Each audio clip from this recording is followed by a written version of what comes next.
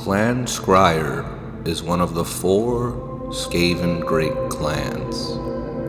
Its specialty is the horrible combination of arcane sorcery with mad, warpstone-based science and engineering to create some of the greatest and most diabolical war machines to have ever graced the tunnels of the great Under Empire. From their Warpforge workshops underneath the great swampland Skaven capital of Skavenblight, these tinker rats have produced a vast arsenal of terrifying weapons in their long and glorious history.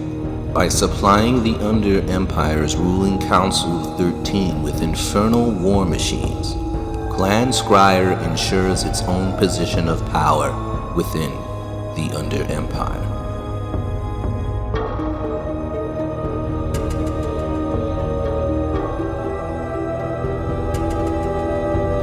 The design is so simple yet so complex, so utterly Skaven in its inception, that it is well beyond the ken of even the top minds of the Imperial School of Engineers in Nuln.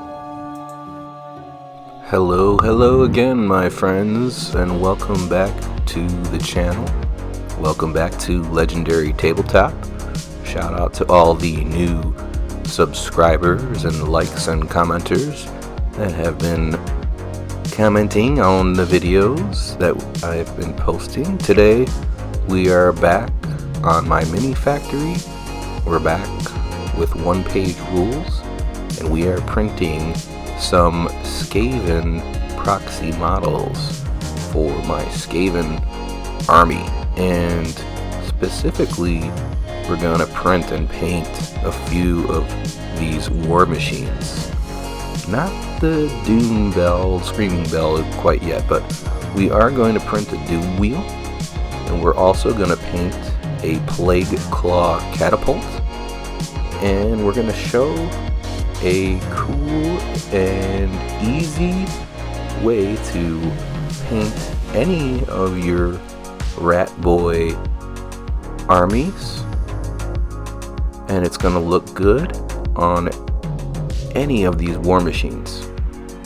So we're starting this as we always start, with a Zenithal Prime with a prime in black and then a dry brush with white and gray. And now I'm using some speed paint, and there is a lot of brown on these models, and you can see the Plagueclaw Catapult proxy here. And so we're just going to start with that because that's sort of the largest surface, and I do really like the way that the brown speed paints look. This hardened leather and this dark wood really complement each other and really just kind of bring out that sort of cartoonish look in the wood that I really like. And you see here now I have the Doomwheel, and I've only painted white on the spots that are the wood, the spots that are going to glow, where the guns and the wheels are here, and I've left these metal portions black, or the portions that will be painted metal are going to remain black, so that metal looks good. And now just hitting the parts of the crew, same thing, just a little bit of speed paint on the wood portions of the model, and moving right along here as we get these little boys painted. So yeah, I've painted the leather portions of the crew of both machines with that brown to bring out that leather, and then now I've brought out my orange speed paint, and I'm gonna hit the ropes for that classic 90s color there. I really like that orange. It really pops on the models with the white dry brush. It really makes that easy. Yellows and oranges with acrylic are usually a little bit difficult. So now we have this really nice Vallejo fluorescent green, and I'm going to use that for the glow effects on both models. And it's going to look really nice just glazing it on here with the white, and it really helps that glow to pop, and it's kind of an easy way to get an effect. I just have such great nostalgic memories of the Skaven. I remember in the 90s going to the Games Workshop store in my town for the first time and seeing these evil steampunk rat boy maniacs and just being blown away and immediately choosing those boys as my faction for my original old hammer army, which when I painted as like a 10-year-old looked like total crap. But sneak peek preview, spoiler alert, I'm gonna show off some of those original 90s Skaven models in the beautiful bean footage at the end of the video when we are finished with our paint job. So just love the Skaven still, and I still have the majority of that. I was really lucky that my parents held on to that. They didn't throw it out. I actually, left it in my bedroom when I went to college, and thankfully they kept it, and I was able to reclaim it.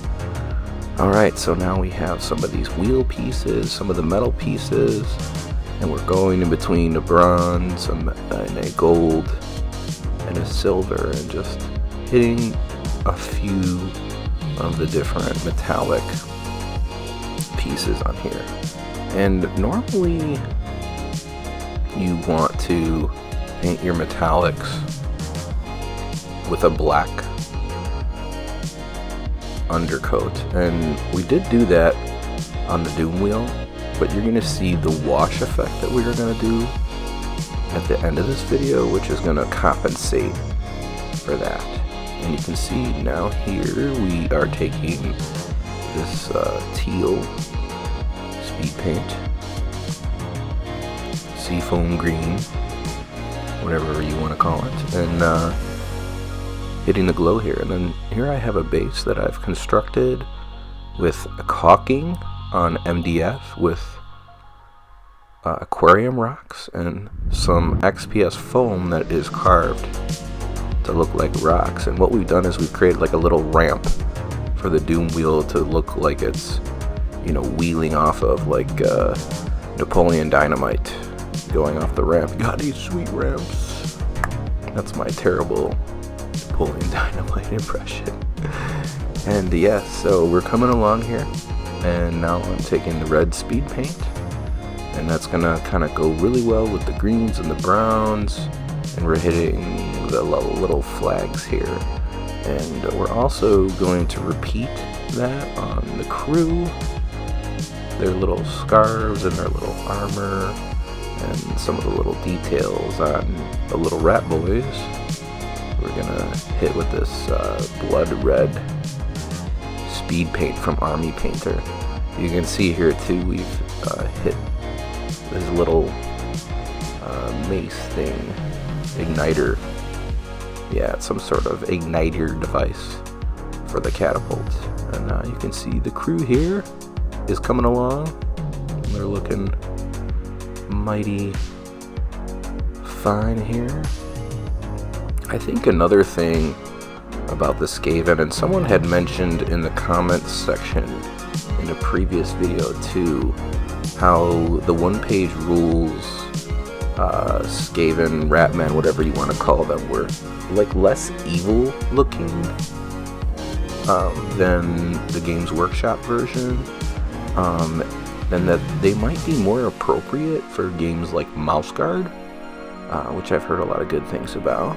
And they reminded people of Redwall, and I love the Redwall books growing up as a kid, and I I never put those two and two together, that maybe that was like one of the hidden reasons why I love the Skaven so much, because of Redwall. And if you haven't, if you've never read the Redwall books as an adult, you should check them out. They're amazing. It's basically like a fantasy, like Lord of the Rings type of story, but the characters are all animals. They're mice and otters and rabbits, and the bad guys are rats and vermin. It's amazing. There's like these badgers who are these amazing warriors, and it's great. Redwall books. They're for kids, but they're great. And I believe that Netflix owns the rights to them, and Netflix is actually gonna be doing an animated series of Redwall, which I'm looking forward to. Alright, moving on now. So just like our previous Skaven warband that we painted for Mordheim, I'm gonna use a oil wash here to kind of grime everything up to make these boys a little bit more yucko looking, a little bit more mean looking.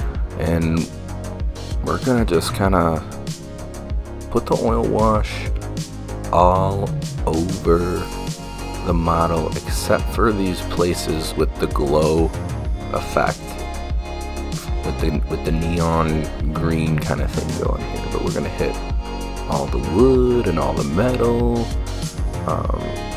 everything except for those glow parts. And you can see here, I'm letting these boys dry, letting them lay out in the sun a little bit here. Get a little tan. You can see this boy, he's loading up one of those nasty pieces of warpstone, and now we've painted the bases. We painted the rocks with just some tan and some gray. We've painted the base brown, and we glued everybody down and posed them, and they look nice. But we're gonna put some final little effects on here.